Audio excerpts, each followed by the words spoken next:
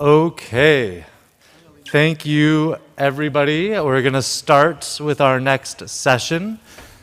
So this session is our Leadership Hive Family Network session, a reimagining family networks and claiming our space in healthcare. Some incredible leaders here. From my right, Leslie Louie, Anita Simon, Rachel Martins, Robert Bloom, and Eric Breton. And I'm going to pass this on to their very capable hands. And we're so thankful here at Children's Healthcare Canada, as I know in all your organizations, we really value the voice of family members, parents, caregivers, as part of the healthcare conversation. So thank you so much for joining us at this family session. And again, encourage you to come right up to the front if you can.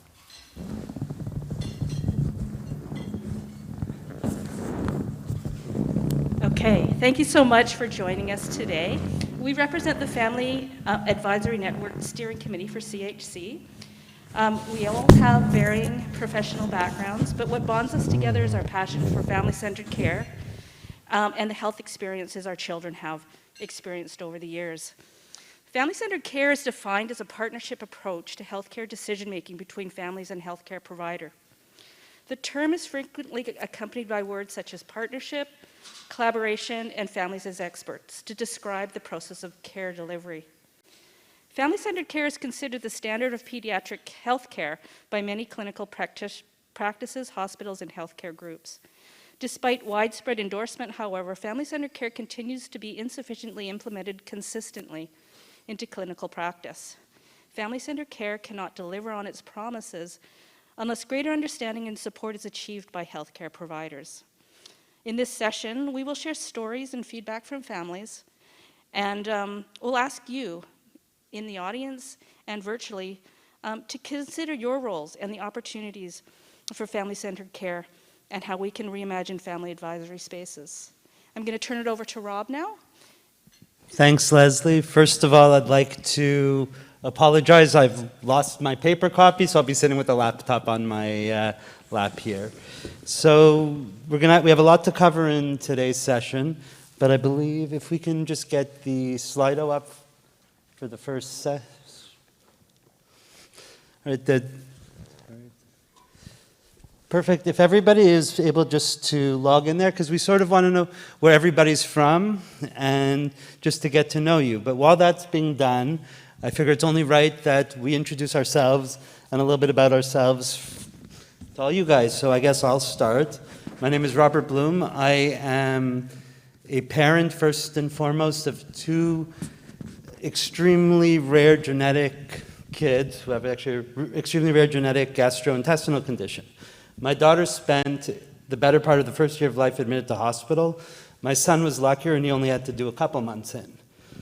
They only received their diagnosis at the ages of 4 and 1. They were the third and fourth in history. Currently, there's just under 20 worldwide, but they're actually doing very well.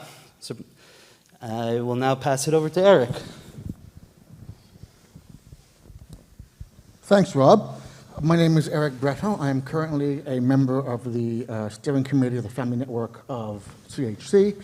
I began my journey in the family advisory space at CHEO here in Ottawa when my daughter was sent at 2 days of age with a number of issues. She was what was known as a complex neonate, a term which terrified the pants off me at the beginning, but now I understand that she was not in any danger, but she spent the first 6 months of her life in hospital, and I got to know many of the staff, from physicians to environmental staff to all kinds of people, wonderful angels at CHEO during the time we were physically present there. And I really wanted to give back to the hospital, so that's why I got involved at the Family Advisory Council there. Spent a number of years as chair, then past chair, and then I was lucky enough to jump to the CHC Family Advisory Network at the right time when it was being established. So here I am. Thanks. I guess let's pass it on to Ray. Hi, everybody. My name is Ray Martins. I come here usually with two hats, both personal and professional. Today, I represent as chair of the Children's Healthcare Canada Family Network. You'll learn more about me in a few more minutes. Hello, everyone. Anita Simon. I'm fairly new to the family advocacy space. My daughter had a life-threatening eating disorder at the age of 11, which took us about 5 years to get through. Even though I had a health research background and worked within the health system, developing evidence-based clinical practice guidelines and managing large-scale clinical trials, I had a terribly difficult time navigating and accessing mental health supports within Alberta. Her journey took us out of country through various stages of service delivery models, and it took us about 5 years to get through. I'm here to advocate and promote positive system change, family and person-centered care.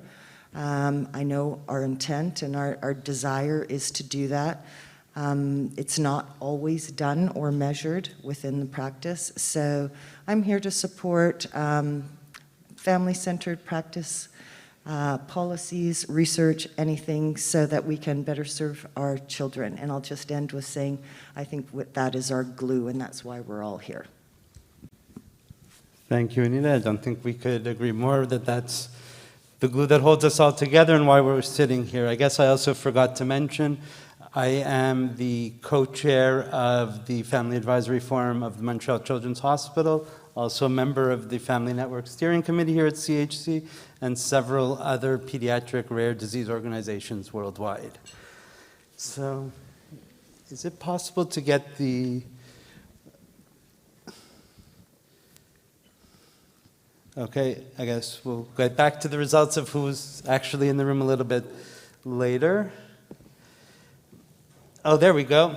So it seems that we have the majority of the people in the room here, as we can see, are healthcare professionals, which is very refreshing to see that percentage of turnout since Eric, I think you've been here almost as many years as me. As before this was Children's Healthcare Canada Family Steering Network, or what the exact words are. It was CFAN, the Canadian Family Advisory Network, which was really a grassroots organization that we were very lucky to have Children's Healthcare Canada, or CAFC at the time, support us through their conferences. Now that will actually be a great segue into our next part, which is Sydney's Spot. Now Sydney's Spot, myself, I have to say, is one of the most grounding parts of, oh wait, we're gonna go back here. So, where everybody lives, we'll wait a second, but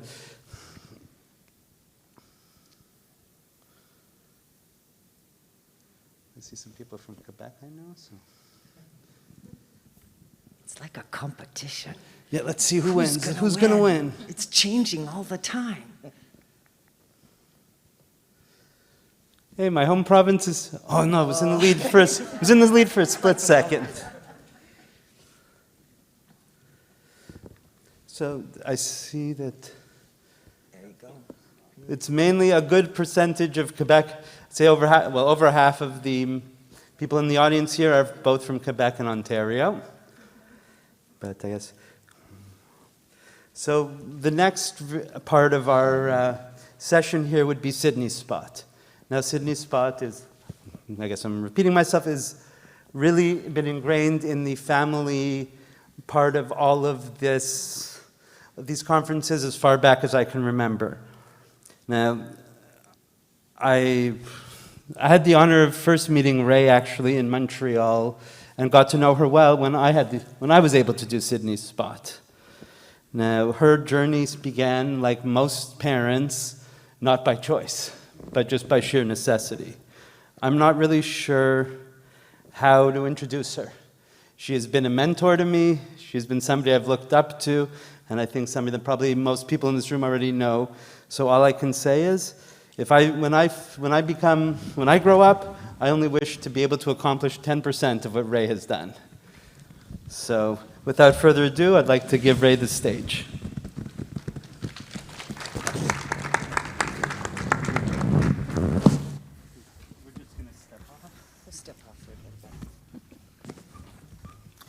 Hi, everybody. So for those of you who don't know me, again, my name is Ray Martins. I come from Calgary, though I would say I would be somebody when it came to accessing pediatric health care. I did a little bit of traveling, but you'll find out a little bit why as I continue my story here. So today is an opportunity, and the first in a while, where we've had the chance to really talk more about the fact that amidst all of the cracks and all of the challenges along the way, that beauty still grows in those moments. And I think there's a lot of opportunity for us to take pause and really think why, and about the whys and the hows and the why the heck did that happen? All of these things are, I'm finding that to be this space these last couple of days to be a real introspective moment. And I want to frame my family's experience as something that is very similar to what we are experiencing now, and that is to find perspective, to find vision, and most of all, to find hope at the end of it as well, too. So I'm taking this from a bit of a backwards approach, but the day my son passed away, which was August 2020, the worst day of my life, my husband had this stroke of insight, and he looked at me in just absolute tears and said, "We did good." And I remember thinking in my head, like, there's the parent side that is just utterly distraught, and then there's that academic side that's going, dang, I need to write that down and remember that.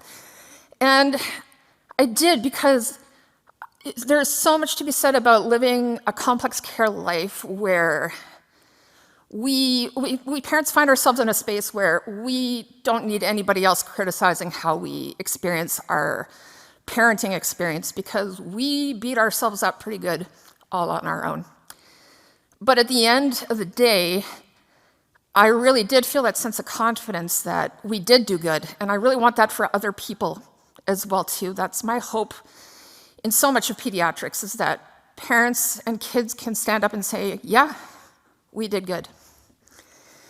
So this quote from Emily Rapp is one that has stuck with me for so long, because I think it's really difficult to convey to people what it means to kind of go through these swells of dramatic music and peaceful moments and little interludes in between, and what it means to kind of walk that path. And so basically it says, tucked inside the moments of this great sadness, this feeling of being punctured, scrambling and stricken, we are also moments of the brightest, most swollen and logic-shattering happiness I've ever experienced. One moment would be a well of happiness so tall it could not be scaled. The next felt like falling into a pit of sadness that has no bottom.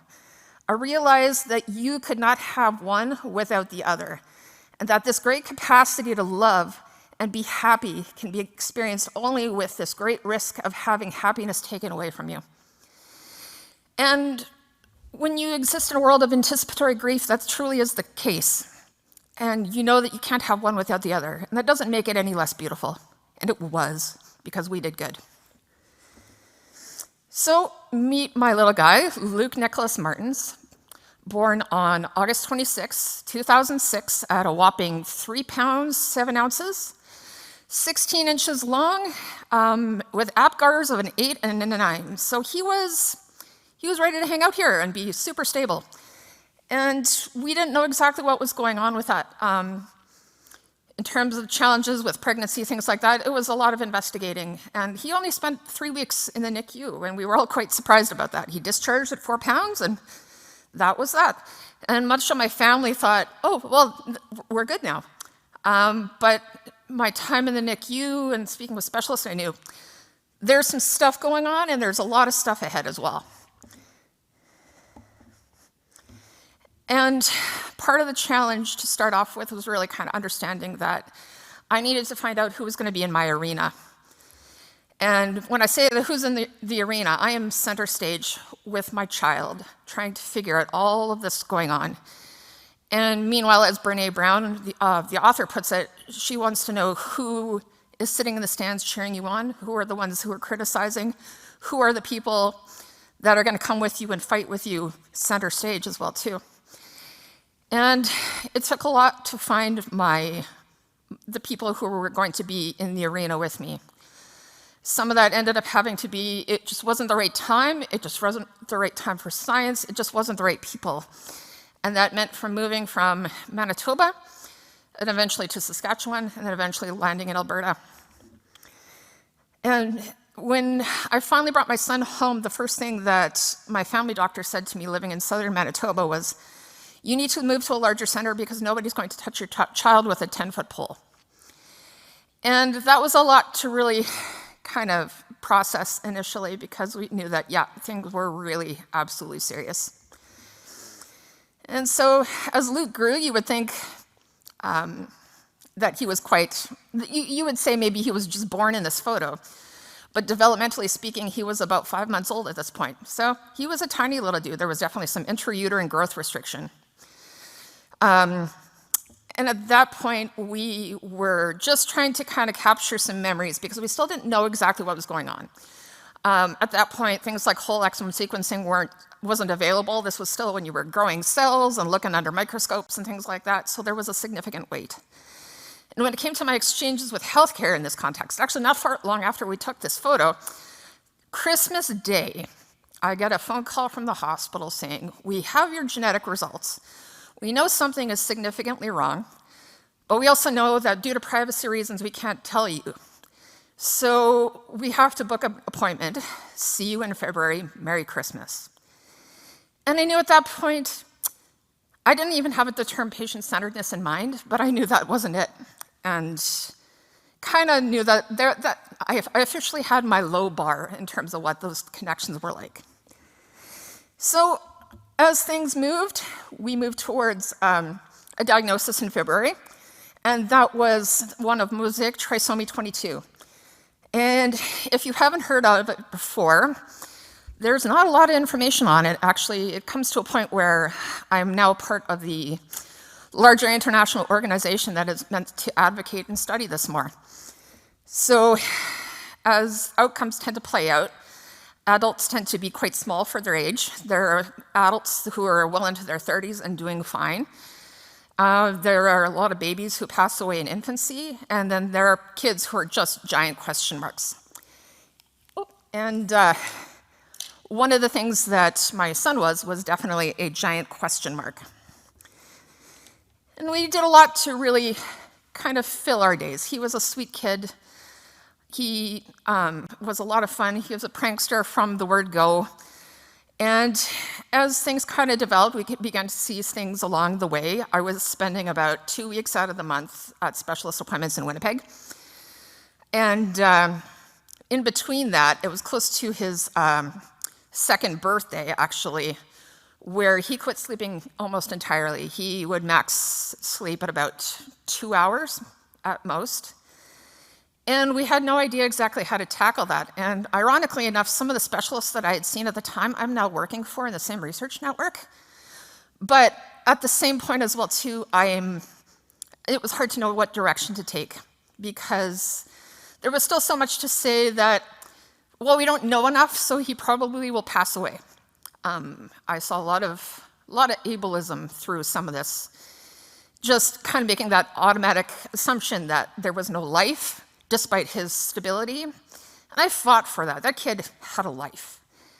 And there was no indicators of decline at that point. And we just kept moving. And so our decision at that point was to find a fresh set of eyes.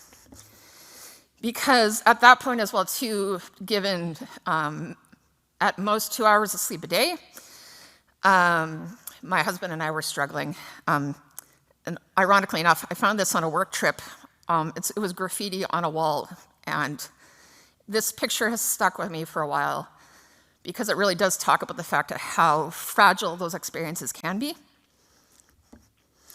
And at the same time we decided to start making the transition, I got diagnosed with my first round of cancer. And I can say that some of those life lessons that I learned from caring for Luke translated into my own experiences, and I became more of a punk, more empowered, more able to really rip through some of those challenges and those assumptions that are made along the way. And I cared for myself. And that was the first time I really felt like I can actually do this. I can be there for myself, and I can be there for him as well too. And my family actually came to a point too where they said, you need to come with us to Saskatchewan, and so we did. And that time in Saskatchewan ended up being one of the best experiences that we could possibly fathom. Mainly because we found a school that took him on. Part of the neurology of Mosaic Trisomy 22 for him was the fact that he found the world to be an incredibly painfully it was auditory processing, but something different. No one could really put an answer to it. But he found the world kind of terrifying place. But I found people who were willing to kind of surround him and love him and be patient with him, and he flourished to a point where he loved school as much as he, I joked once with a training physician, and I regretted it immediately afterwards. I jokingly said that he had Walter Matthau syndrome. So grumpy old man. But anyways, what ended up happening, I saw his eyes go quite wide, and I thought, oh no, that joke went very badly. I walked that one back. But for him, it was the personality that won him over. People just wanted to, despite his abject rebellion to be around other people, they wanted to be around him more. So it was a very strange walk with charm, but that was who he was, and people loved him for it. And as things kind of progressed, there was some challenges with being heard. Not so much about being seen, but being heard. We had a fight for a feeding tube. Being the grumpy old man that he was in spirit, and NG was not going to do the trick. That would have lasted maybe all 30 seconds. And we needed a G tube. And that fight lasted longer than it should have. You can actually see in his face as well too, you see more skull structure than you actually should. There's very little subcutaneous tissue there, things like that. And at that point, we actually decided we weren't exactly sure how things were going to go. So we created the midway holiday called Decemberween. Decemberween was halfway between Halloween and Christmas, and we had the tree up, and then we would dress up in costumes. And that was a dorky enough way to really just find a moment where we could just have some fun, even despite all of the craziness that was going on. And eventually we did get a G-tube. Frankly, it was a moment where I had to be on the floor and in tears, but finally they went, oh, so you actually did want one. Yes. But at this point, that was enough to keep me going. And as it says in the quote, out of the fires of desperation burn hope and solidarity. And it's amazing how that helps you continue on. And this was one of the first experiences that really reminded me of that quote as well too, because the day we decided to move to Calgary, on the way there, he actually, and this was also during the flood, so a lot of things happened in that time period, because the day we arrived, he had an ischemic stroke, and it turned out that that was one of two. We actually missed the first one. And so he lost use of the left side of his body from about here, like up to his midsection. And we weren't sure exactly what to do with that, but we thought, how do we tangibly create some goals for him? And out of a whole lot of time of people not seeing him and recognizing and taking that moment as my good friend Gunjan says, deep listening, we finally found someone who said, let's just talk about wheelchairs. Let's talk about who he is. I said, he is incredibly developmentally delayed. At the same point as well, too, he is someone who has the potential to create utter chaos and destruction being on his own in a wheelchair, and that's what we want. We want chaos on wheels, and that's what we worked for. Is there a way to press play with this?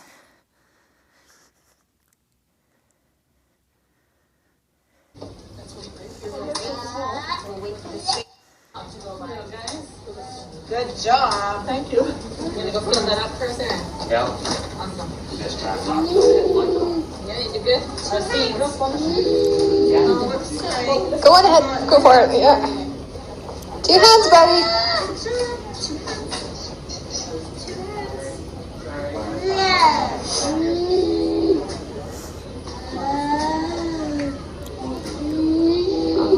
Look at you go, bud.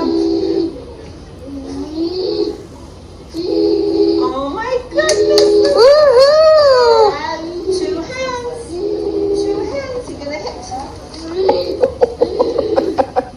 There you go. You figure it out. Push. 1, 2, 3. Push. 1, 2. That moment came from a mountain of experiences and heartbreak and challenges, and someone taking a moment and just listening exactly where we were at in the moment, and just saying, why the heck not? Let's give it a go. And he did. And we created goals around that. We went to the mall all the time. He ripped around there. He actually took his wheelchair down the stairs at one point because he thought it would be more efficient than bum scooting. And it was just, as much as that sounds like a horrifying thing to happen, it was, in his own right, a hilarious thing because he had a moment of judgment because somebody offered him that opportunity to see all of the things align when it comes to child development like it should be. And that's, to me, was an utter win when you see everybody coordinating together. It might not make sense. It might not fit the textbook, but it fit him. And to me, that's what counted in that moment. And as things kind of moved on, he actually had graduated into junior high. He found he had a favorite gym teacher. He had all of the things that kids should have in those moments, and he just flourished all the more. And then the pandemic happened, and we knew, given a lot of his experiences, that we were going to have to pivot.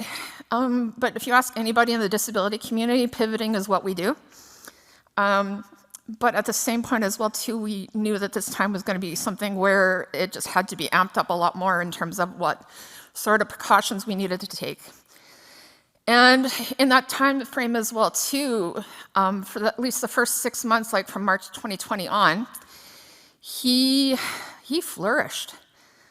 And some kids in the disability community did, and that's just how they're wired, but at the same point as well, too, for him, he actually found his words. We had a lot of great conversations about that. We thought, if you're 13 years old, are you allowed to swear after you finally figured out your words? And we thought, yeah, hell yeah.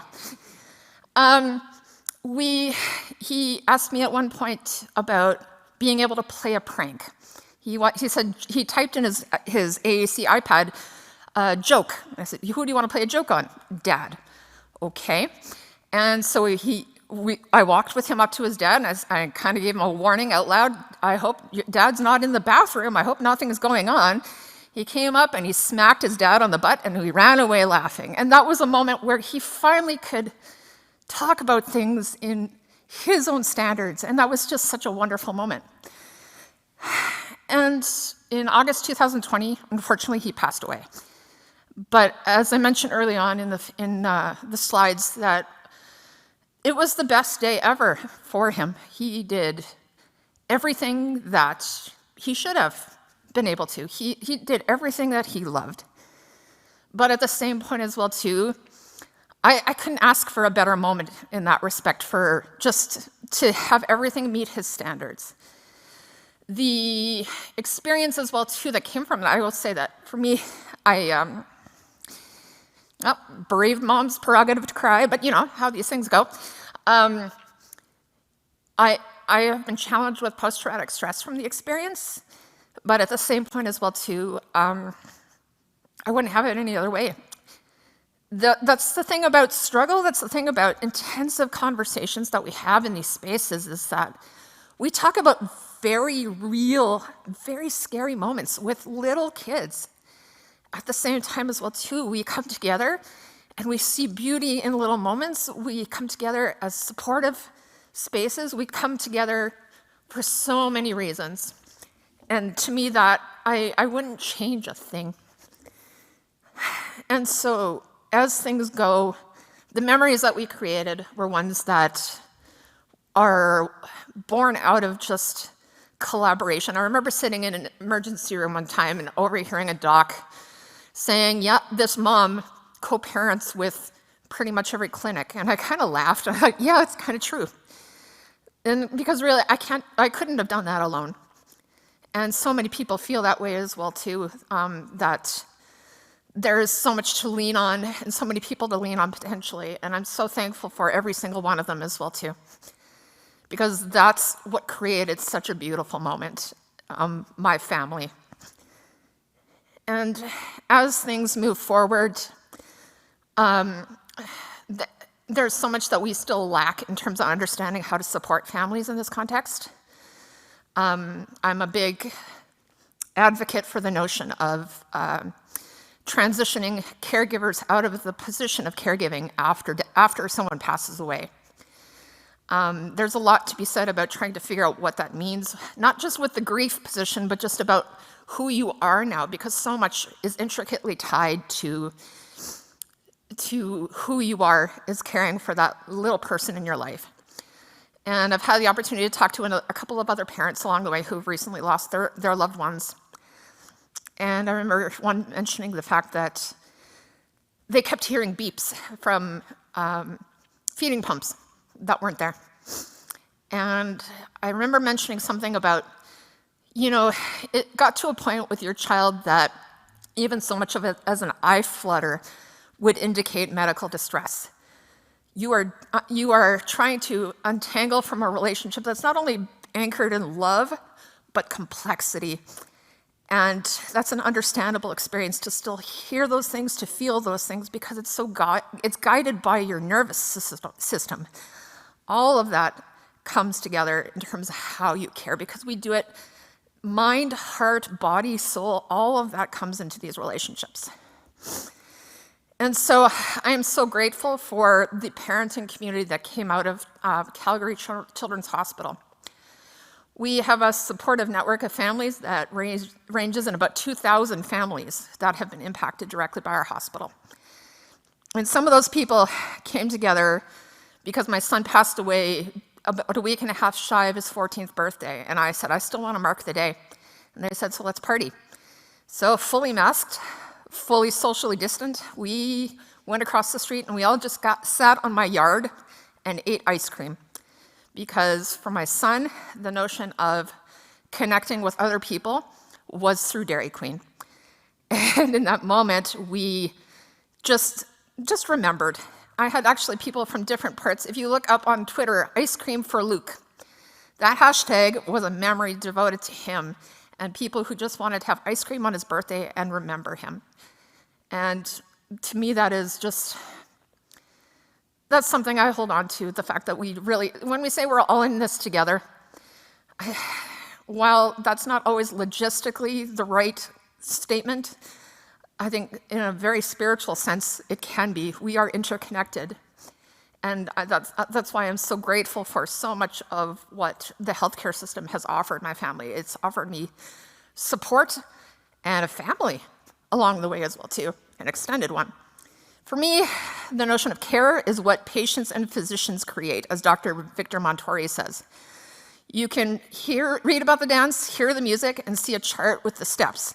But dancing starts and ends with the dancers' bodies responding to the music. And while in some cases I can say that dance worked really well, and in some cases it kind of felt, as I mentioned once writing for CBC, I felt like I was being dragged across the floor by my hair.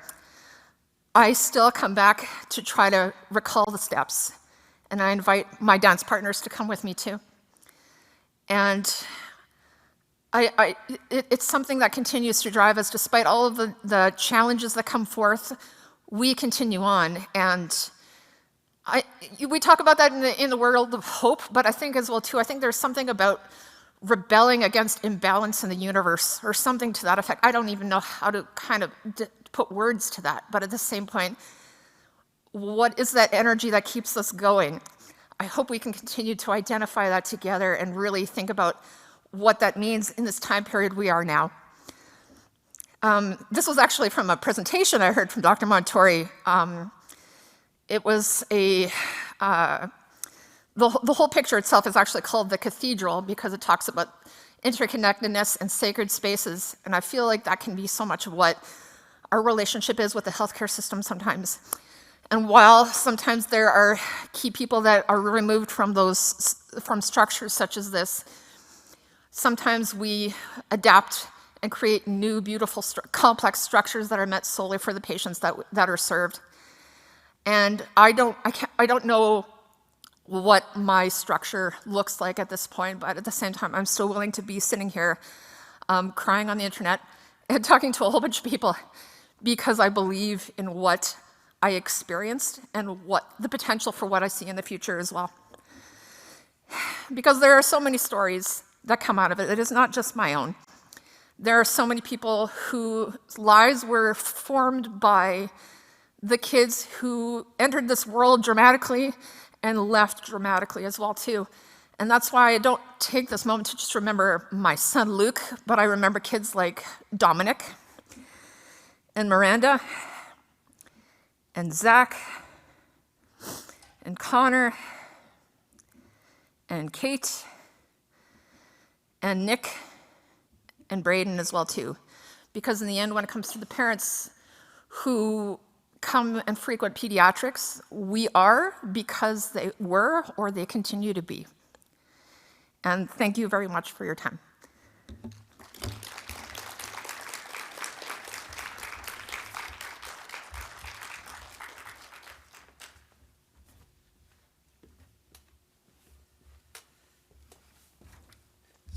Thank you so much, Ray. I think definitely touches my heart, and I'm sure everybody else is here. So for the next few minutes, I think we need a few minutes just to decompress, and it's given us a lot to think about. So for everybody who's attending virtually, I believe we're going to be setting up some breakout rooms so you guys can discuss. And for everybody here, the Family Network, we're going to just cruise around the tables to see what everybody's talking about. Thanks.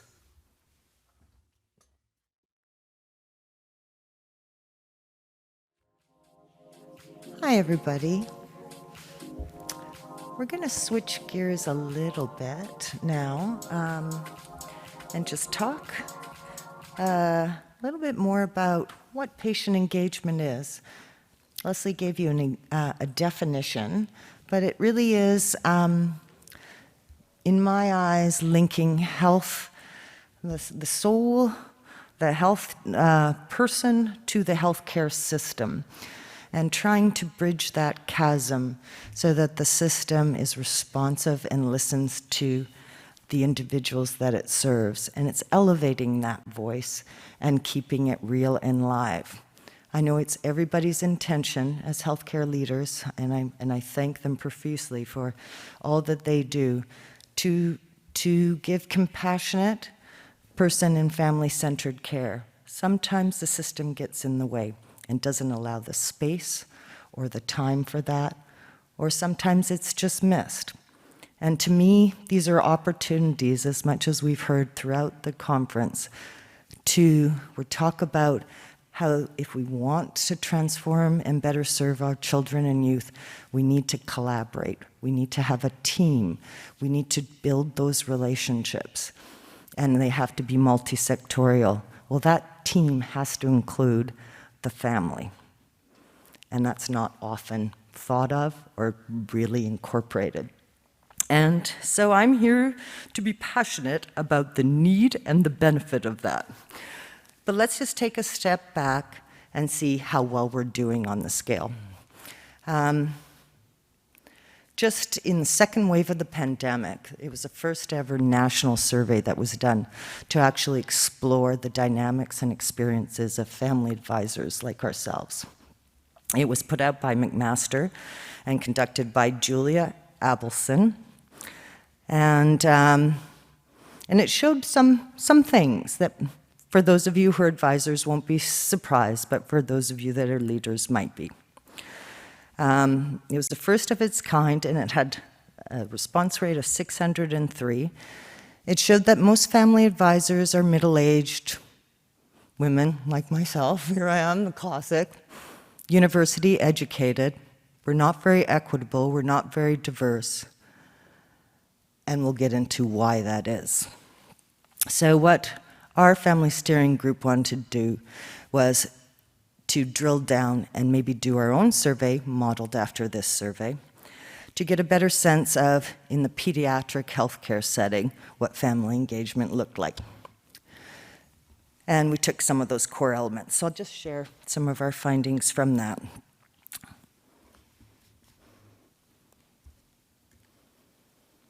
So really, our aim of doing this was to just ground us, get a baseline on who we were currently.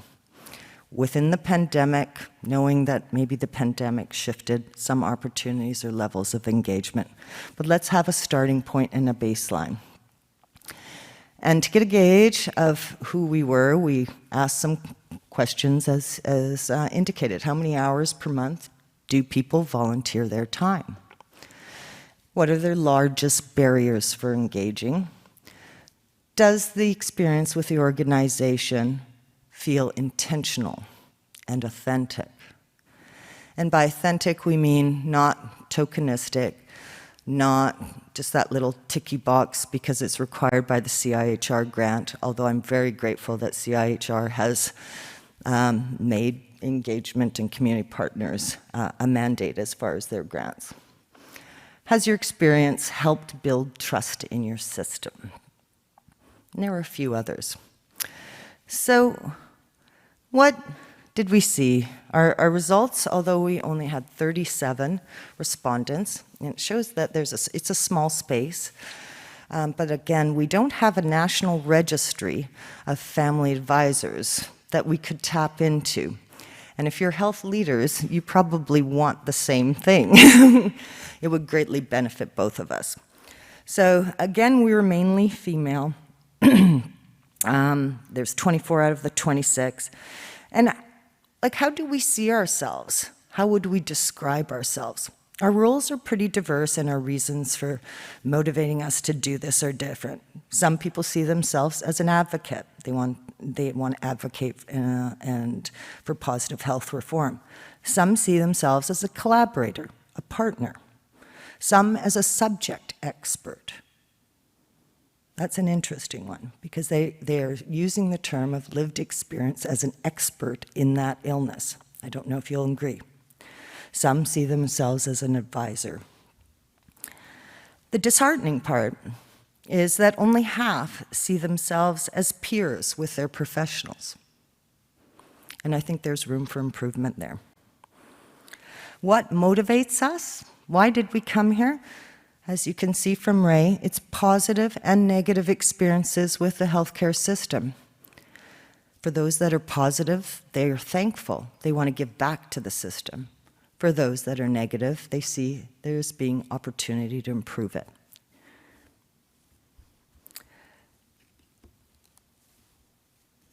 What roles have been done in the past? So we're trying to get a sense of, I can't see that far, boy, my eyes bad. I turn my so here again, some room for improvement, mainly survey respondents. Now that's a really micro level of engagement. It's the lowest form of engagement. And I'll tell you why. It's one way. Knowledge is collected from the person. It's not exchanged between. And we're just actually a research subject where it's profession-led, where we're fulfilling the leader's needs, whether it be for funding, do a research paper, promote research. The second most common, so 73% are doing that of our little survey. The other one is focus groups. Do you think that's a good level of engagement? Where would you put that? Is that a micro, a meso, or a macro level of engagement? Anybody? Yeah. Go ahead. It falls on the same umbrella of research participant. It's just that doing that in person instead of through a survey. Yeah. Yeah. It's not quite unlike, is it? Yeah. You're being consulted, have a little bit more opportunity to give information, but again, the information is not exchanged. Board members were 32%, and the ultimate goal, well, it is my goal, I've yet to get there, is committee leadership. That was 19%. So really, I'll just hammer that point home. True partnership, good engagement is characterized by power sharing and co-leadership, where knowledge is exchanged between individuals equally and decisions are shared. And it's not unlike that person-family-centered care. Shared decision-making, giving options, an equal level of power. What do we go back to? Okay, so where are we? Some of the things when we started asking about barriers and what they would like to see to improve the system, one thing that came out strongly, and this was again echoed in the national larger scale, was that patient partners would really like opportunities for training. For the most part, no training is provided. Some of the barriers which link to the training is unclear expectations of roles, access to childcare and costs, out-of-pocket costs. The family member, particularly if their child is in need, like Ray's was, like Rob's, that becomes a real barrier. And those are the people that we need. So considering those aspects is important. But the largest barriers were scheduling and logistics, power imbalances, and hearing about the opportunities. So you have people that want to do this, but are having trouble hearing, not unlike our navigating our system. Here's the good news. Most of the family advisors feel respected. And they're, for the most part, rewarded or somewhat. So how do we make sense of that? They feel respected, but they don't feel as equal peers. I'll leave that with you. Some of the other comments that came out that were just open-ended were, if you had a magic wand, what would that look like? If you could create the ideal system, what would that be? And I'll share some of these comments with you. We want the relationships. We want to feel included. We want to feel valued. We want to feel respected. We want leaders to follow up on our suggestions made. We want openness, transparency, and accountability. If we make suggestions, we want updates on where those suggestions are. With regard to research, invite us at the beginning. Don't have your hypothesis, your goal, your protocol, and then ask us to tick you that mark and what do you think about it. We want to help design that, plan that, even look at the data, maybe present the reports. We want to be available throughout that process and embed us throughout. I think there's just huge opportunity if we just really be. It's the team, right? A lot of the leaders were saying it's the team. If we can get out of our current practices and open our minds to possibilities, lived experiences and patients and families reframe the issues. They are not in the system. They can often provide out-of-box, the what-ifs, to tackle the big problems that our children currently face. And with that, we would like to ask some of these questions of you, because I'd like to see how, as leaders and other family advisors, some of you, what are the barriers you're facing? And what values and benefits do you see for engagement and challenges?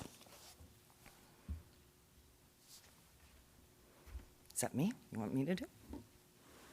So, from your perspectives, could you please let us know what barriers you're facing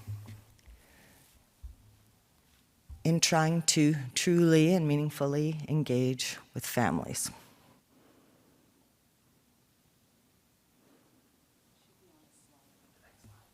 Thank you. Oops.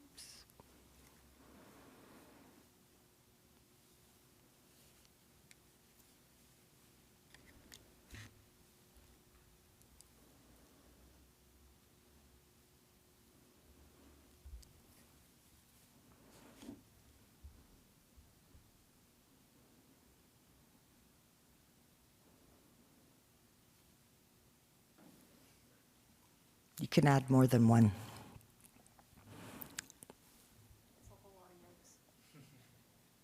I like how big bureaucracy got. How come that one got so big? Is that because... Two others that were put in that weren't in the full is engaging with equity, diverse communities, and appropriate representation. Yes.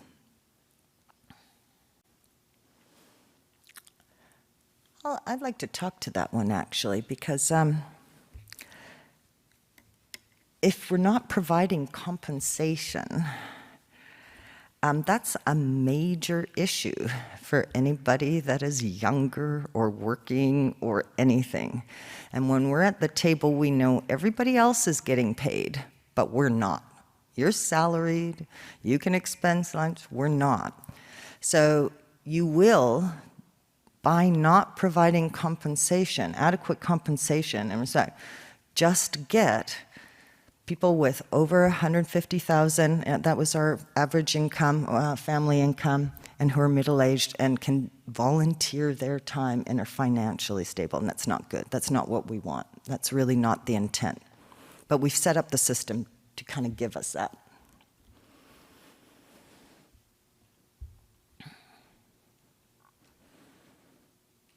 Complexity. Yeah, where do we start? Knowledge disparities.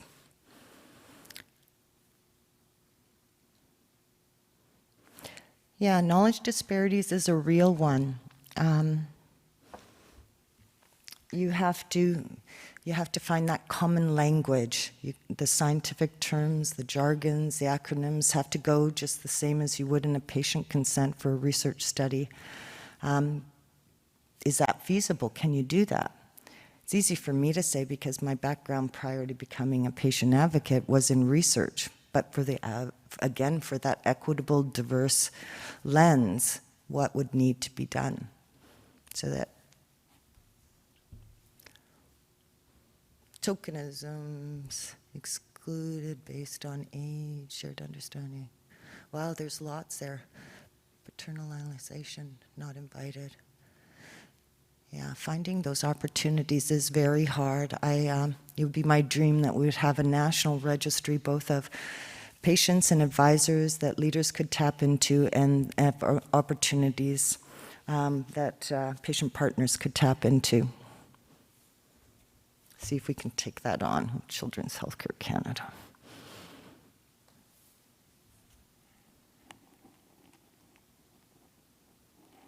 So there's lots.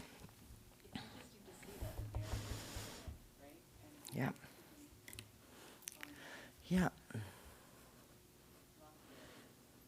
Lots.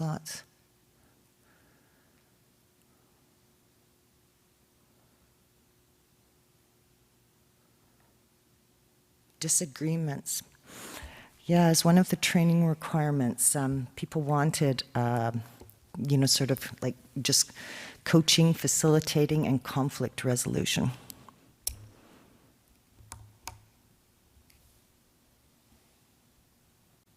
Because what do you do when you have differences of opinions? In our heart of hearts, we're told, in the textbooks that different perspectives are good, but it requires some skills on how to address really disparate views. Yes. And I would argue if you don't have differences of opinion around the table, you don't have a diverse enough group of people around the table. Yeah. So we could view that as a good thing, but it's really how to manage it well. Yeah. Good point. Absolutely. Yes.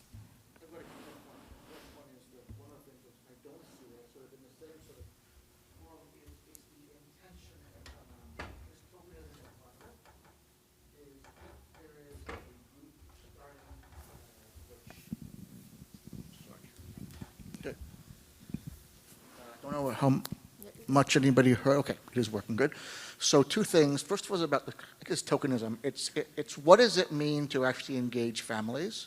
There needs to be an intention to actually, there's that word, authentic interaction again, to recognize the inherent value which can come from nowhere else but families, because obviously families know their kids best, right? And as parents of kids, we know that for sure.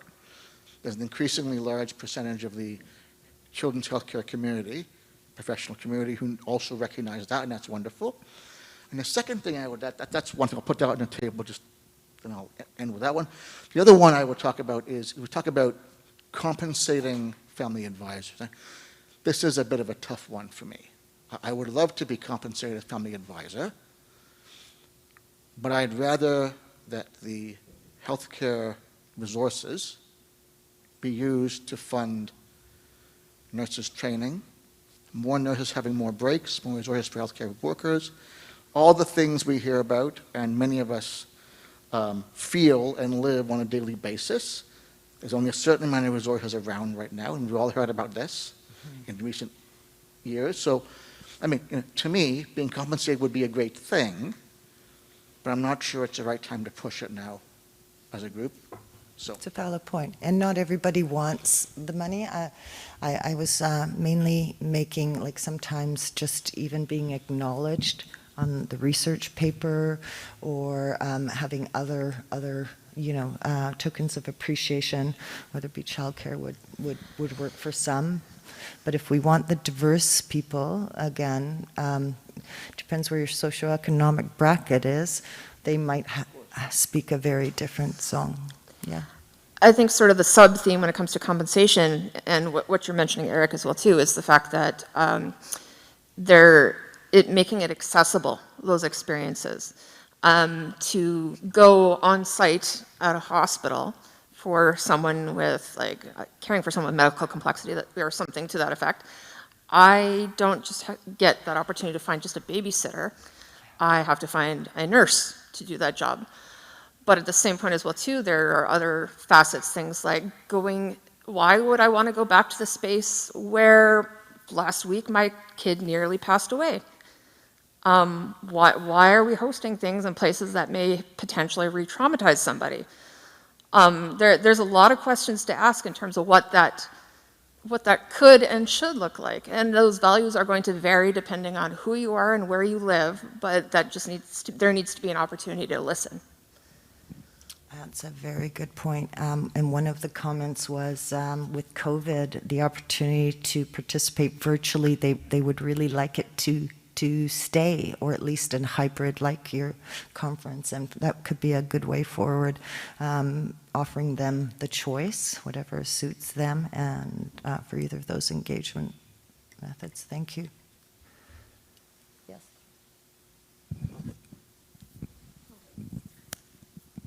I think at McMaster Children's, we're reworking our engagement framework, and we've been working with a committee that consists of FAC members.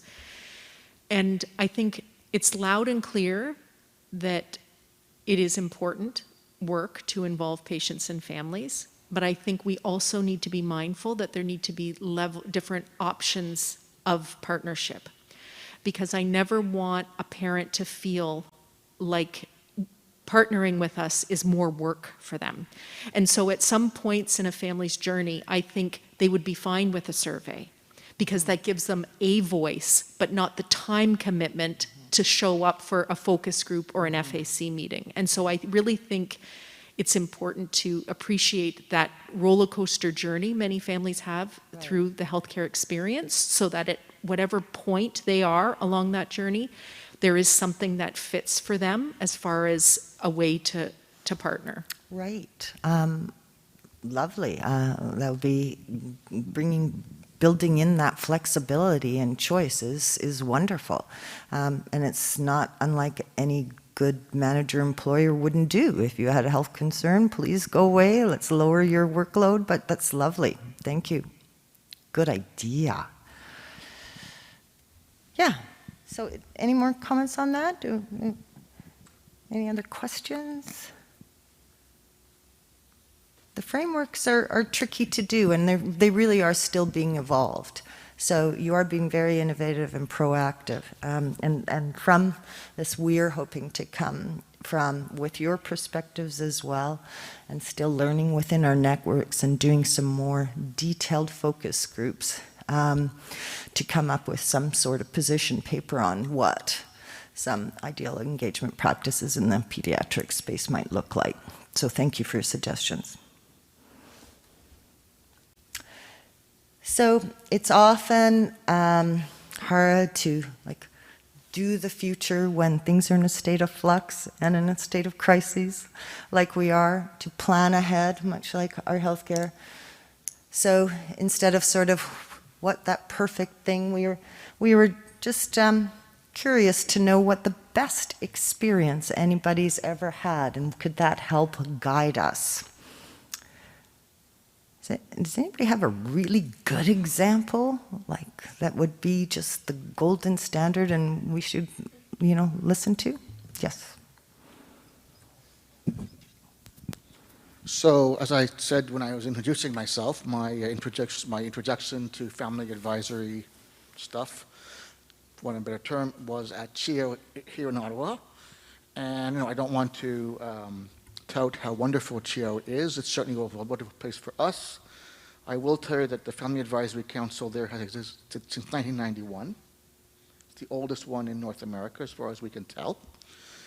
And one of the things which always impressed me from the day I got there was how authentic the engagement of families is. I mean, I served myself on the selection committees for the CEO, for the entire board of directors at one point when they changed things around.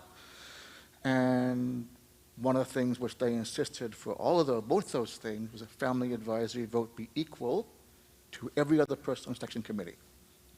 That to me is authentic partnering with families as a necessary and fundamentally valuable part of key processes. It wasn't just selection committees, it was all the major parts of the hospital. We were part of the budget process, we were part of board retreats, all those sorts. We've been invited to go as part of these leadership groups, and had an equal opportunity to make our views known. So that's, I'd say, it's a pretty good experience for me.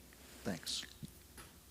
Is everybody comfortable with the term authentic? Because that's often used with engagement, but do we all have sort of a common understanding of what it means? What would it mean to you? Because I think it might mean different things for different people. Right?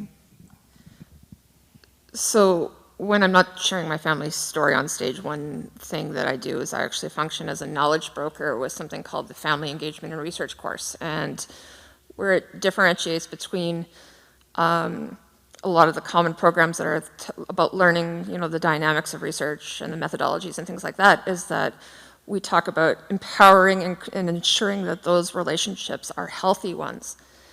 And some of the things that have come out from that experience have really come to understand that some of the things that we do to measure success only skims the barrier of the experience of engagement overall. Did you feel heard? Did you feel empowered? I think part of the challenge with that ends up being, in some cases, you need end values, or you need a larger population to represent certain types of questions that you have. But in some cases as well, too, the notion of engagement and being authentic comes from determining where a person is at in their experiences, and that may shift the dynamics of those questions. There may be people who are really just seeking systemic change, and they want to see it from that lens. They just want to feel like they've made a dent in the collective healthcare universe. You have people who are coming at, they just want to have a seat at the table and feel validated. You have people who have come to an understanding when they first start their engagement experience where, oh my gosh, my name isn't just mom. There's something beyond that. I have an identity beyond that. And in that moment, I can say, I run 2 cohorts of that course every year, and there's at least 2 experiences a year where I sit on a Zoom call with someone who is a parent who is just in tears, suddenly understanding the fact that they have value in the system. And so one thing we don't do in the literature is talk about that, what it means to come from that process of discovering that you can engage to what it means to walk away from that experience and feeling like you're done.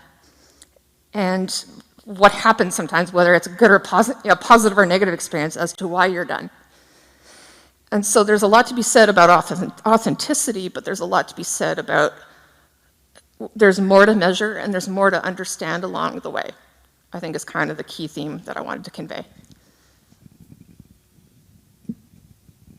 So true. I thought, I'm not alone. That one requires further exploration and discussion for sure. And it will probably be different things for different people. And so when you have a family advisor or partner come to you, how do you gauge that? How do you measure that? How do you evaluate that? How do you even just make it positive, knowing that different people will be motivated by different things and have different capacities? So what is, I have to do the, oh God, Corey already said do that. So best.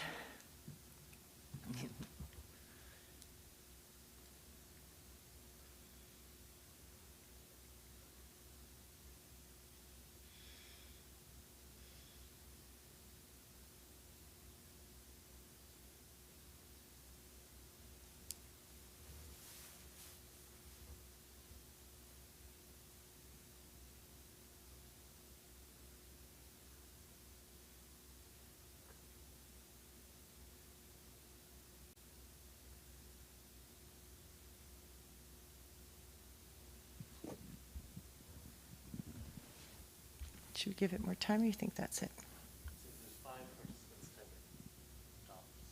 Okay. Oh, thank you.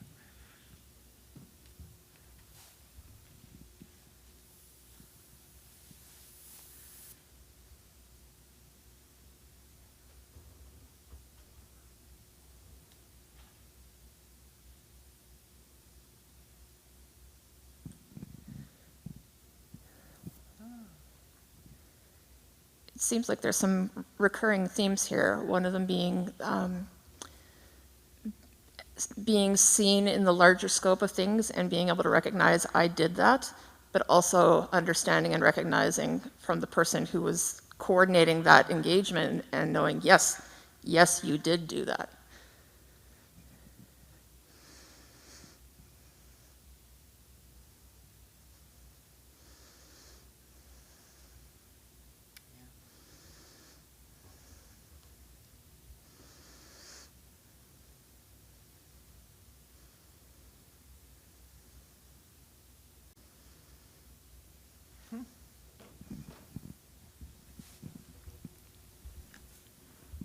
Hope that helped. Those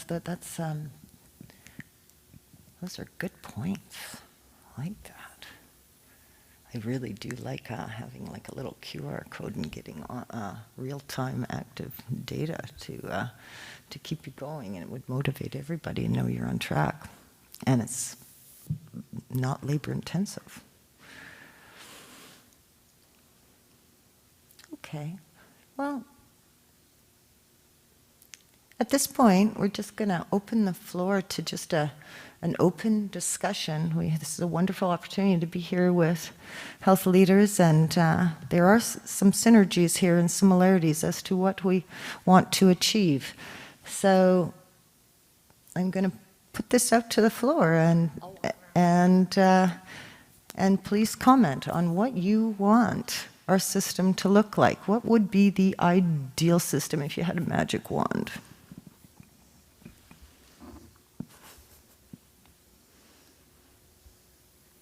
And use as many words as you want. And we can also talk to this issue, please. This is for our... Hi there. Oh, thanks, sorry. What I would actually like to see is families as partners and as team members and as part of staff. So they're actually sitting at the table every day, or whatever the FTE may look like. So they're actually truly engaged, and that this family team member actually then represents the voice of other families. And so there's that channel, that filter, and so everyone's voice is collectively shared and channeled through this one individual who is an active team member. I want to see that too. Where are you from?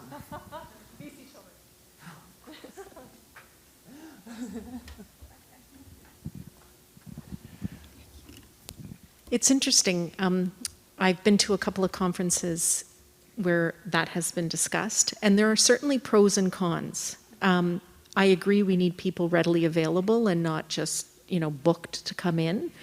But there have been some instances where that's a huge undertaking. And so to take someone and say, you are going to come and work for us part-time and give up potentially part of another job to do that has great value in the moment, but other parents have argued that if the person is in that role too long, they lose touch with the current experiences and processes that parents are experiencing in the moment. And so might it be better to be a 5-year term or something like that to enable new perspectives and current perspectives to be reflective of that work. So I love the concept. It's just so hard to land on what is best, Yeah. and what also doesn't become influenced, because when you're paid by the organization, then do you then start to absorb perspectives as staff and move further away? That's very true. Yeah. So there would be that payoff, trade-off too. I love it. If you come up with it, let me know. But that's what we've really been Yes, grappling with, is yeah. how do you do that? Yeah. And just, if I could say one other thing, I would love to see each hospital having their own groups that can support their families around experiences within that particular organization and community. And then I would love for all of the many, many, many, many groups of FAC groups out there to come together as one. I really get frustrated when you hear of all these different bodies, because I think if everyone came into one space, what a great way to tap into all of this knowledge. And whether it's CHC or somewhere else, just really bringing this together, I think, has incredible power across the country. I just want to mention that I completely agree with you. There's definitely some identified challenges that come along the way, and one of them is helping people understand where this fits in their personal identity as a caregiver, and understanding certain facets that are just make it ethically sound, in that sense of being like learning what it means to be a leader and getting out of the way and perhaps amplifying somebody else who's new at the table, offering them that space. For me, I've come to a point where I've realized I'm transitioning to another direction, more wearing my professional hat, obviously, and I don't have a child in the system anymore. So I'm learning about what it means to get out of the way. All of these things are not, you don't know what you don't know.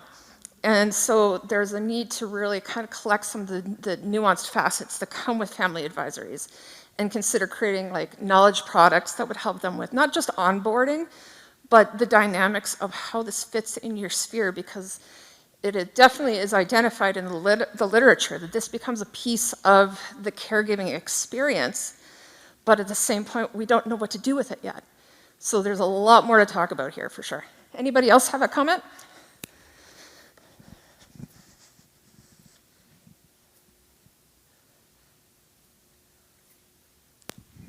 Hello, my name is Taryn. I'm from Grandview Kids.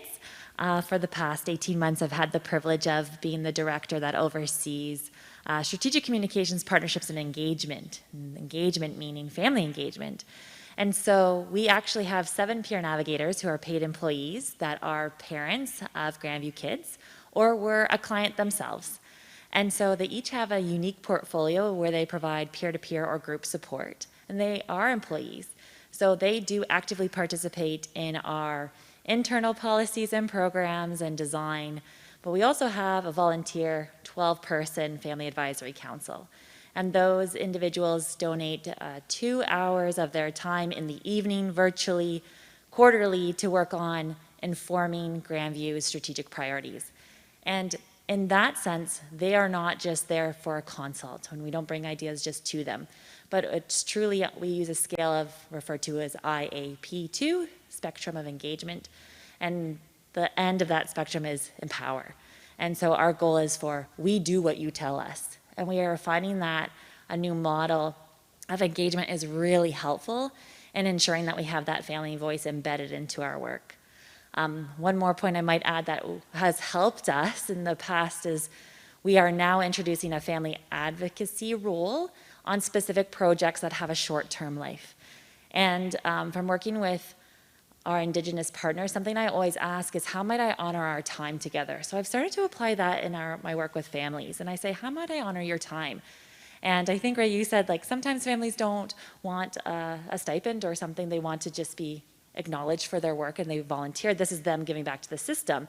So they can either volunteer their time, we can give them a gift card, and or we can make a donation to the charity of their choice, which is often the Grandview Kids Foundation, in their name or in their child's name. And so we're finding these unique ways to offer, but the biggest challenge we are facing is the lack of diversity. So we have entered into a new research project with Ontario Tech University to better understand why we're missing the voices at the table, from the table. So we're looking at developing a specific family advisory group of just individuals from our marginalized communities. Durham region is very diverse, so if anyone has any experience or knowledge about engaging those who have not been engaged outside of just providing additional, we have childcare, we have food, we have stipends, we have travel vouchers, whatever it is, but to that systemic mistrust and how to overcome that, I would be more than happy to chat away with you. Thank you. I just want to take a moment and highlight the work of the Co-Design Hub at McMaster University, that is super when it comes to that context if you're looking. Anyone else?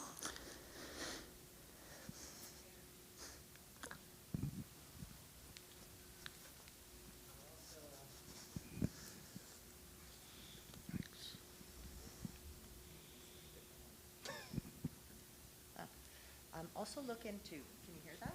No. Dr. Turan Chowdhury also does some really good research. What he does is community events. He's got at least 8 minority groups. He goes out into the community. He knows they won't come into him. Food is always involved. The only way he gets them there is by finding who the community leader is.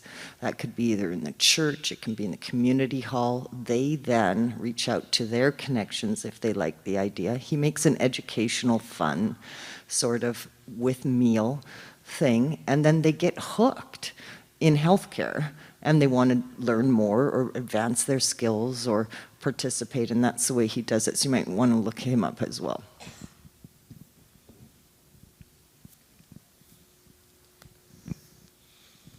So just one quick point, and this just goes nowhere at all to answer your question about engaging communities that are hard to reach, to put it in that way. So when I was at CHEO in the Family Advisory Council, a question which dogged us for the full time I was there, and I suspect still dogs them, is how does one engage the Inuit community, the Indigenous community in general, the Inuit community in particular, because Nunavut happens to be part of CHEO's catchment area. So I don't know the politics why, but it is. So there are a large number of Inuit children who are at CHEO for various reasons, for various spaces of time. And one of the things which we always wanted to do was to find a way to engage parents of those children, caregivers of those children, in the family advisory. And I confess in my time, and before me and after me, there was no answer found. There's a cultural, I won't simplify it and insult it by saying there is a cultural barrier. I will just say that there are barriers to be overcome. People I know reached out to Inuit organizations in Ottawa to try and engage them. And there was some uptake, but we never managed to find someone to be on our advisory council. I'll just say that it's a huge question. So if you ever find an answer, I'm sure there are many opportunities around the country that would be interested to hear your answer. Thanks. So I'm going to just piggyback on Eric over here. I had this as the co-chair of the Family Advisory Forum at the Montreal Children's. We have been actively looking for somebody from the First Nations for many years. Myself was even a personal friend of one of the new Grand Chiefs, a Mohawk Grand Chiefs in the area. I reached out to her, and the answer, she gave me one plain answer. We're not coming to your tables. So we are trying to find a way to actually go to them. And even at that point, I've found recently a lot of issues. Like they don't trust they don't trust the hospital. I mean, there's a lot of, in Montreal, for the children's, it's a large portion of our patient population is from up north. And again, if anybody has any ideas how to engage, please let me know.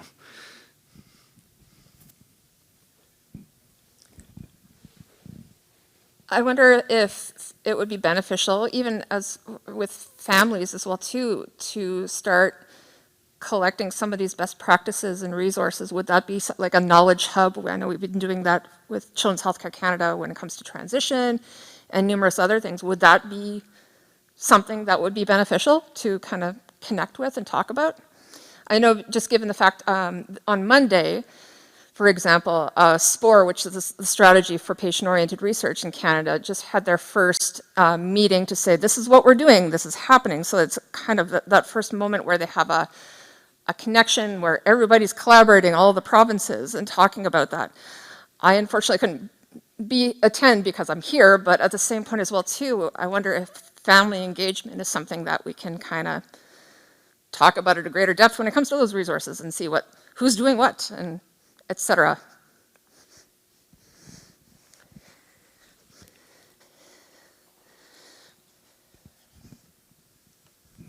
Just two thoughts. I think when we're looking at engaging families, my dream is we have an advisory, an FAC and a youth advisory committee. It's sort of a fixed number. You know, you can't have a group of 150 people. It's hard to have those intimate conversations. But we have pools of people that say, I want to be a part of work. What work, I don't know. But tell me every time you have work that I could potentially be a part of, and I'll let you know whether or not that fits with my time, my interests, my lived experience. I think we can't underestimate the power of building those relationships. And so how do you grow your committees? You go to the bedside. Every day we have people who come to our facility, come on site of varying backgrounds and experiences. And so I think it's really important to make a genuine effort to go in and be in the moment and talk with someone, share what it could be for them potentially, and then let that sit with them and you know, give them someone to reach back out to. And as far as our Indigenous communities, you know, there's so much work to be done. And I think as a society, we're only starting to understand the tip of the iceberg of all of the things that have gone wrong. And we can't expect that to be flipped overnight. And so I think it's really about a mindful personal reflection for everyone on what are my own unconscious bias. What do I understand of their history or other people's history? And then creating safe places. Because as white people who come to these committees say, I feel like there's a token situation going on, could you imagine being a marginalized group and the vulnerability of coming? You know, it just adds another layer of complexity to this. And so I think it's really about creating safe spaces, but that only comes from everyone doing the work. You can't just say that there was a course. It's really owning your own understanding of where you stand and trying to understand the experiences of others. Thank you, that's incredibly insightful. And I think there's so much to be said about making a space for everyone to learn in that capacity in so many ways. I speak from a policy standpoint, talking about, I've been at the United Nations in Geneva and in New York, talking about disability rights. And it's a space, as a parent, we have dominated the conversation for many years, but at the same point as well too, when you have a community that says nothing about us without us, it took some practice for me to find a respectful space upon which I can feel, I'm welcome to the conversation. And part of that meant a slight shift in how I approached what I communicated, and that was saying, rather than the standard within my community, which is I am my child's voice, it's saying I'm his microphone by comparison. And that still allows me a space to have insights because, like as a pediatrician I work with says, 2-year-olds don't come into the office saying, you got to help me, doc.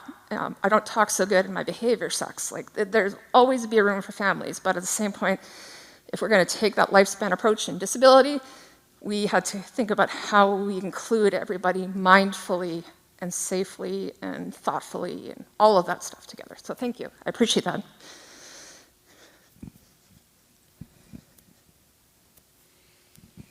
I think you made a really great point about engaging at the bedside, because I've been a patient advisor for going on 5 years now, and I haven't had a single interaction with a patient. I've had interactions with other patient advisors and other professionals, but I'm strictly for, there's zero opportunity to engage with the people I'm advocating for and trying to represent. And when people are hesitant about doing this kind of work, doctors are probably not going to be the ones who are going to convince them that this is worth their while. And especially in marginalized communities, you want to hear it from someone who gets it. Like, okay, I know that you're telling me that this is a safe space, but really? And I'm not alone in wanting to actually engage with patients as a patient advisor. And I think it's definitely an untapped resource that could really be incredible, even just for collecting more voices. You don't need to get these people on councils. You get the people who are on councils to reach them. And they can be the middle person that brings the feedback to wherever it needs to be in a really genuine and safe way for everyone. And you touch on a very important point about emerging leaders, I think, as well, too, and helping them to understand where they can be helpful.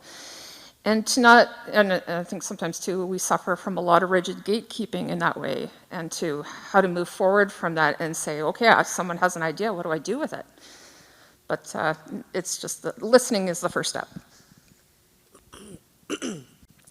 Now, something just struck me based on all this conversation is that we are asking them to come to our table the way we want them to be. And they're saying, no.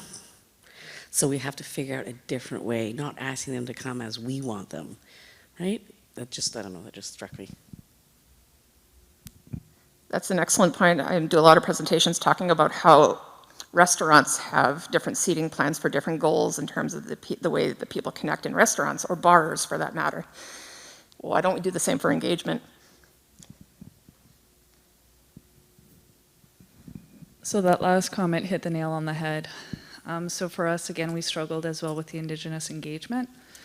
So I'm in Northern Ontario, where we have a very large Indigenous population. And again, we're trying to get them to acclimatize to what we need. So we're saying we have a patient and family advisory council. We need you to be a part of it so we can advocate for you and have your voice there. We're doing it wrong. We're doing it wrong. We need to go to them. We need to go to their safe space. We need to be a part of their sharing circle and hear their voice as a collective. So that's what we did at Health Sciences North. They invited us into their shared and sacred space. We had a sharing circle, and they told us like it was. Very disheartening to hear, but that demonstrated that we need to do better.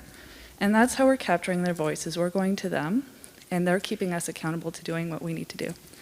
So I would recommend that everybody takes that approach, because it is tokenism in their eyes. You just want me there to say that you've got your full circle. You got the Black person, you got the Indigenous person, you've got the person from a different culture there. You just want it as a check mark on your box. So if that's how they feel and that's what they see, we've got to change the script. So we've taken a different approach, and it has paid off for us.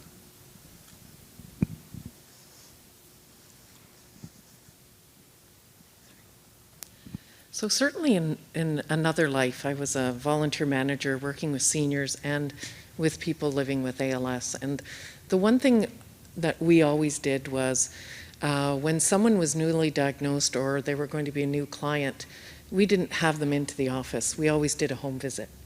And what that gave us was perspective on what their life was like 80% of the time when they didn't need our services.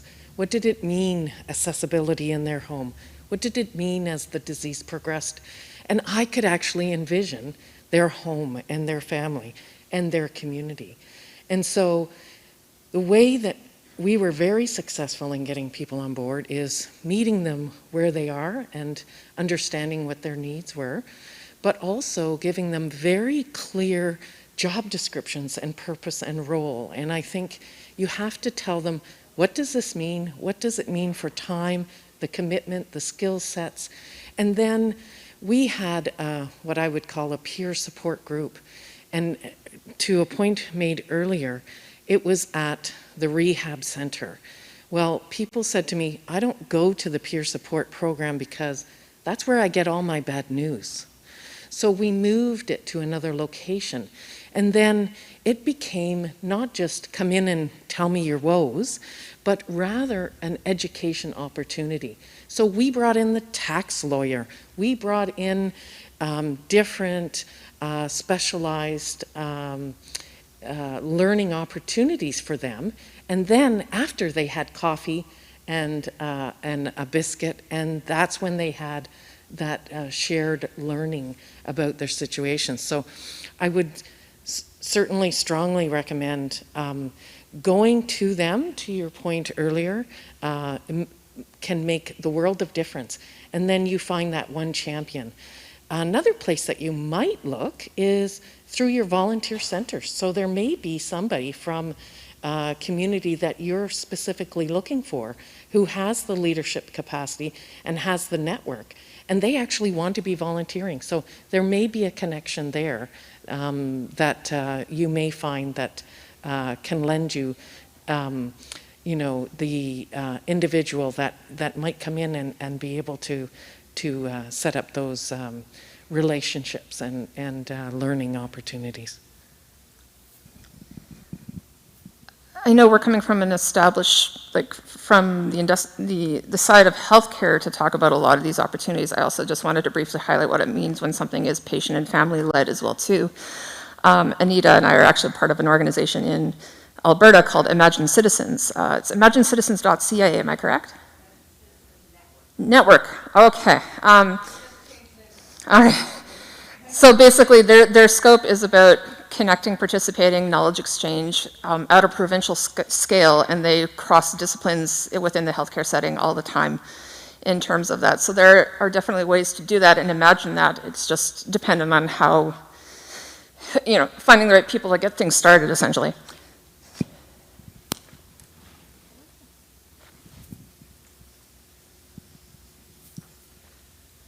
So I just wanted to thank you from Northern Ontario.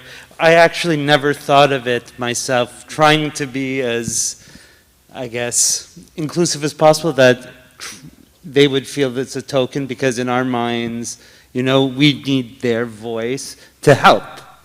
So I'm going to definitely change my fashion and my approach as of tomorrow when I get back, reach out to my friend and see if my co-chair and myself can set up a little appointment with them there, and hopefully it'll work out. And then to the point of not being able to actually see patients as a family advisor or patient advisor, we actually have that issue in the Montreal Children's.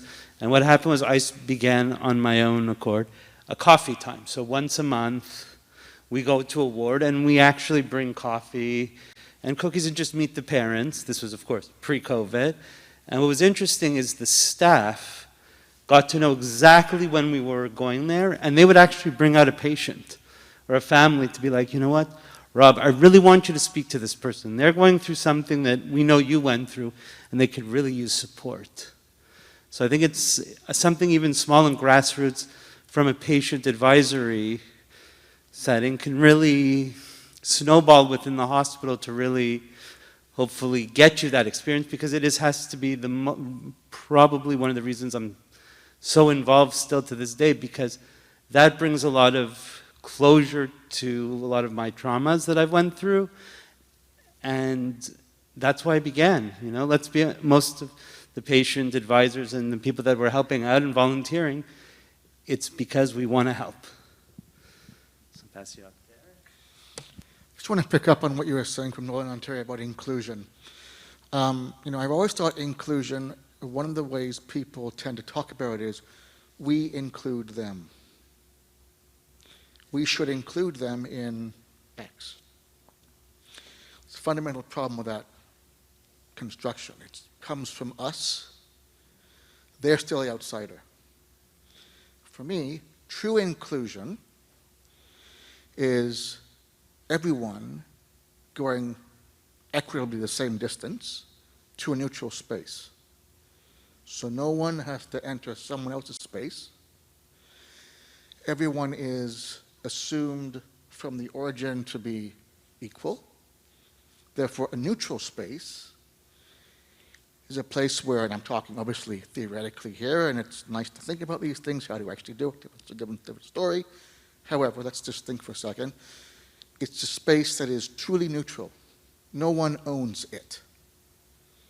So, we talk about, trying to encourage Indigenous representatives to come to our family meetings. We talk about wonderful breakthroughs of us being invited to their space. But the concept of, I use this term which is bandied a lot now, reconciliation, I think is a lot about inclusion, but including each other in our stories, in our spaces. It includes about being, vulnerable to each other. No one's has marked this space before. It's a neutral space where everyone can feel as open as they do, without any sort of pressure from any side, about being, and there's that wonderful term again, authentic in what they're going to say. So I'll just put that out there as being what I think inclusion really means.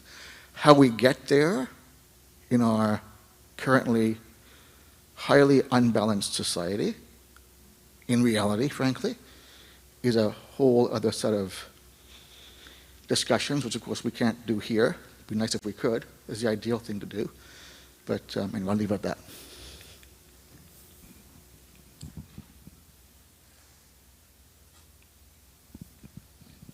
All right, I guess. I'm actually just going to go up on the podium.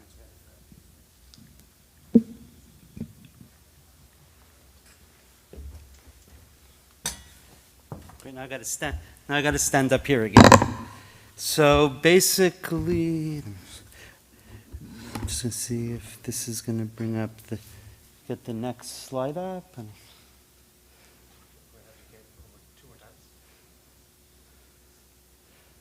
okay, but actually I want to, sorry, where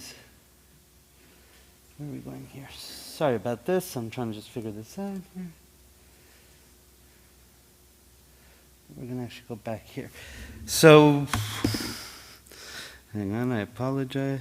So I just wanted to basically, there's going to be a little call to action here. So I really wanted to double back to, what Leslie had began with. And I think it's all been said many times here already, so I don't think we have to really dwell on it. But it's really, what family-centered care is really getting the patient and whoever's considered the patient's family. That's a question. What is the family? Do we only consider for the patient's family mom, dad? Because I know for a lot of people, it could be the grandparents are the caregivers, the grandparents are the family. You could have a good friend, a family friend, the parents, I've seen it again in my experience, the parents have burnt out. You have that longtime best friend of a parent that steps in and becomes the family. That person should be considered in there. You could have just a neighbor, anybody. So really the definition of family, I think, has to be broadened in general to make sure it's really equitable and for everybody. Because it's not, there was an old thing we saw at few years ago. I wish I had had that slide from a conference where it was the difference between equity and equality. What I needed in the hospital, financially we were stable. I didn't have to worry about that. However, the person in the bed next to us, that family had to worry. I needed more mental support. They had a better group of friends that supported them. So really we have to look at, especially within family-centered care, what family means. Now, family-centered care cannot be successful within an institution without everybody from the top down believing in it. For myself, I can tell you on our journey, we've seen proper family-centered care improve my child's outcome in that situation, and we've seen bad, I guess not a good way to put it, but we've seen improper use of family-centered care cause some very negative outcomes to the point of my child being admitted to the ICU. So as a family network, we were asking everybody here, especially the staff who are here, if you can implement one of these things, one of these, trying to figure out, next, okay, yeah, if you look, actually would open up Slido, I'm just gonna see, does it show here? Yeah, okay, perfect. If you can just open up to try and implement one thing within your institution. I know that everybody's cup is full. I know that we don't want to make it another thing to add to your list, another thing to just check off, okay, I'm going to do that. This is something you should believe in because it will help the outcome and it would help you as a professional, the professionals that would be able to help your outcomes and help your patients and make things easier for yourself. Now, what we would also like to say is in about 6 months or so, we would like to follow up. Send out an email to everybody who is here. This is not to wave a finger at you and say, oh, you didn't do your job, or this amount of people. We actually want to believe that everybody sitting in this room here wants to improve their hospital, wants to improve their institution, and wants to help the families. So I can see that. So I'm going to actually allow everybody to finish. Okay, so you know what? This is just so we know what everybody's top choice is. Please, by all means, we'd like you to be able to put into practice as many of these as possible. So now, while everybody's filling this out, I would actually just like to invite Eric up, who is also our representative on the board of directors for the families, to give a little closing remarks for all of us.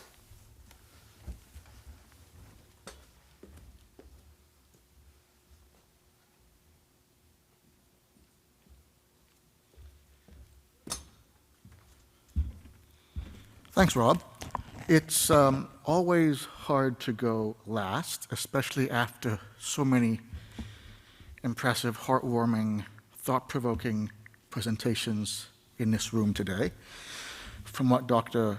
Gad said this morning about the importance of going outside for healing in the context of a pandemic where so many of us were contained for so long, not knowing how long that would be. Children, parents, caregivers, healthcare providers included, to talking about how it's so important about hope and solidarity, how fundamental that is.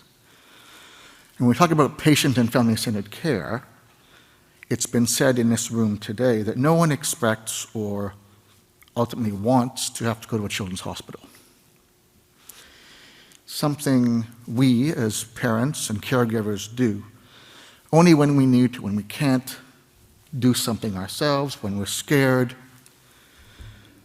terrified, freaked out of what's happening to our child in front of us. So we go, and hopefully most of us have good experiences where we're welcomed and encouraged and supported through our journey to healing or continued support. Sometimes we need to accept it's not going very well. And so one of the things which Ray mentioned about her journey in her Sydney Spot speech today, or presentation today, was how being in that position of vulnerability and difficulty brings out, I think, what we call the best of people. Brings out assertiveness, brings out drive, which sometimes introverts like me don't want to recognize we have. One of the things I learned about myself when I was with my daughter at CHIO for those months, I was the one who slept on her floor every night. Nurses always said to us that we were the only parents who were there 24/7 with our child. One of us was always there. Me at night, my wife during the day, and we'd have dinner together in the evening and sort of say, how was your day and how was your night? And we'd part ways, and I'd walk home in the morning, and she'd walk across the field, and we'd see each other sort of passing and sort of, quick, good luck and have a good sleep and so on and so forth. But dealing with people at CHIO, you recognize, at CHIO and also in my interactions through both CFAN, CHC, Parent, Family Advisory, and all my other connections I've had in this child's healthcare spaces, that, the most intimate professional relationship there is, I think that one can possibly imagine, is in children's healthcare. When you're a parent and you are at the bedside of your child and there's someone else who needs to intervene in that space, that's why you're there in that hospital. It's an incredibly vulnerable place to be in. And it's very, very hard, and those of us who've been in that situation will probably identify with this sensation. It's very hard to accept it, as a parent, and I talk about this as a father. I'm sure mothers feel the same thing, but obviously I'm a father. It's very hard to accept someone else needs to be in this space with me to make my child okay, to put it very, in the Vulgate, to put it that way. And that's why it's such an essential element of the whole experience to be in a space which recognizes the importance of patient and family-centered care, which is why CFAN existed in the first place, was to encourage, promote, advocate for, raise awareness of, educate about this idea, this theory, this approach to children's health care, patient and family-centered care. If you look at the logo of Children's Healthcare Canada, it's not a kaleidoscope. It's not just a series of dots in a circle. There is an order to it. The center dot is the child. Around that dot, the first order is the family and caregivers. That's who they are. And around that are the various groups, other family, other caregivers, friends, social community, the medical community, healthcare community from nurses, doctors, occupational therapists, physical therapists, the full range of professional people which parents may come into contact with in the care of their child. So the whole thing looks a bit like a sun. It's done in bright, warm colors. And I talked a little bit about my experience at CHIO, which has, well, as I said, rather good, luckily. And I wasn't aware, to be honest, that there were other experiences out there until I got involved with CFAN.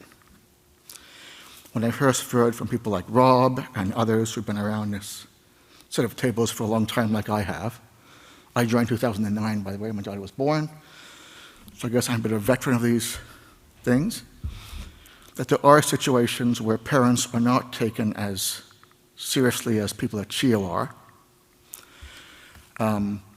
and where our voices don't count as much as I was very impressed they do at CHIO.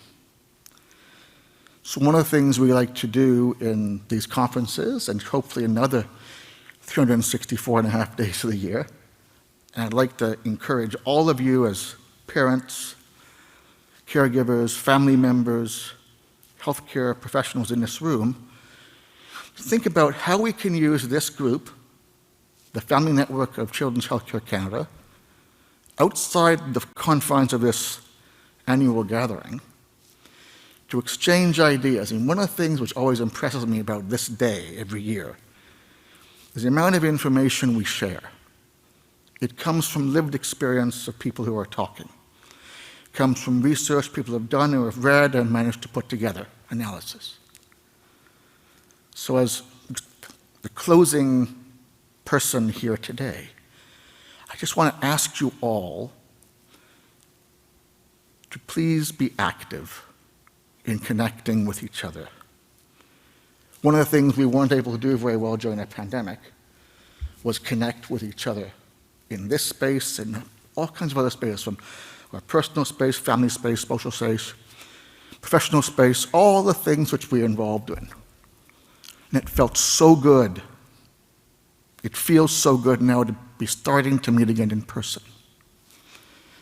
And one of the reasons why it feels so good is we're actually seeing people in person, in real time, and able to have information, sensation, information exchanges like this about things about which we're all passionate. So, I don't want to take up any more of your time. I just want to say thank you so much for all being here today. Every one of you has paid a contribution to this wonderful discussion and how valuable it is to hear everyone's perspective and voice. We are in a neutral space. One can be a neutral space, I think, for this conversation. And just to ask you all to please remain active in the future, in the next year. CHC has some wonderful staff, incredibly supportive, committed staff, some of whom are in the room today, who I know are looking forward to helping us keep connected. If you have ideas, thoughts, perspectives you want to share about your own experience or the national experience or international experience of patient-family centered care, please do so. We need you. So thank you very much and have a great day.